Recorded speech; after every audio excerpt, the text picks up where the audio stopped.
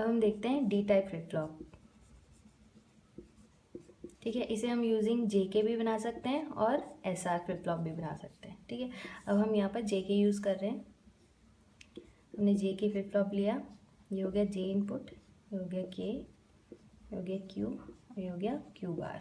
ठीक है, अब डी टाइप फ्लिप फ्लॉप में क्या होता है, अगर एक को डेटा एक इनपुट पे हम कोई वैल्यू दे रहे हैं 0 1, तो दूसरे वाले को उसकी इन्वर्टेड वैल्यू देंगे।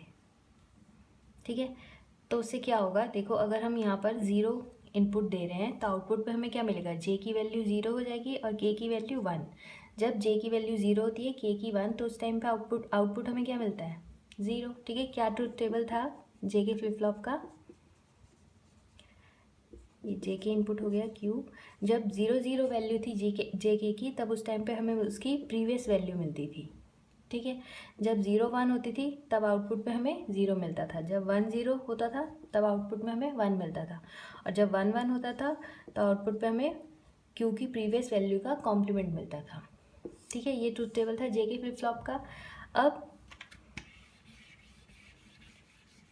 अब यहाँ पर हम इनपुट पे दे रहे हैं 0, इट मीन्स आउटपुट पे जे की वैल्यू 0 हो गई और के की वैल्यू 1 हो गई। उस टाइम पे आउटपुट हमें क्या मिलेगा, 0, और क्यू बार हो जाएगा 1।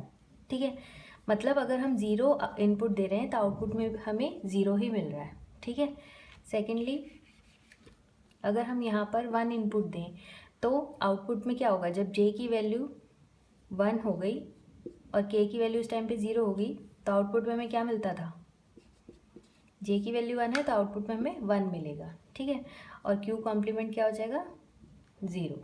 ठीक है, इट मीन्स अगर इनपुट पे हम 1 दे रहे हैं तो आउटपुट पे भी हमें 1 ही मिल रहा है। ठीक है, तो जो डी टाइप फ्लिप फ्लॉप है एज अ मेमोरी वर्क करता है। ठीक है, उस जो इन्फॉर्मेशन हम इसे दे रहे हैं, जो डेटा हम इसे दे रहे हैं, वही डेटा हमें आउटपुट में मिल रहा है, तो as a memory cell work कर रहा है।